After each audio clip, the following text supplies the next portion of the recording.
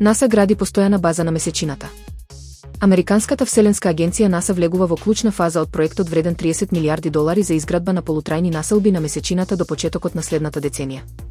Милионски договори, како дел од програмата Артемис, НАСА ќе им исплати околу $590 милиони на приватни компании за 4 мисии за испорака на ровери и научна опрема.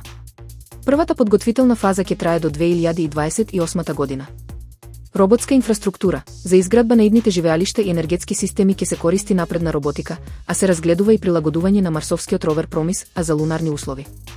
Целта е долгорочно искористување на воден мраз за гориво и вода.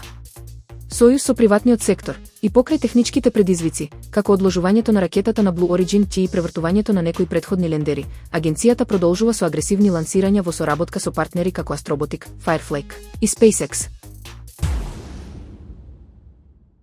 Samsung ги испразни Instagram профилите пред Galaxy Z премиерата.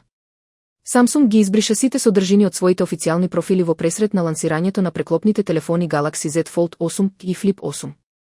Мистериозна кампања, наместо класични најави, компанијата објавува визуелни загадки со скриени значења. Корисниците имаат задача сами да ги поврзуваат трагите и да ги погодуваат новите функции на уредите. Концепт на дизајнот. Новите модели главно ќе го задржат успешниот дизајн од претходната генерација, која се истакна со исклучително тенко кукиште, унапредени екрани и цврста шарка. Прашањето за S Pen. Најголемата дилема е дали кај новиот Fold 8 ќе се врати поддршката за паметното пенкало, што би представувало предизвик за задржување на тенкиот профил на уредот.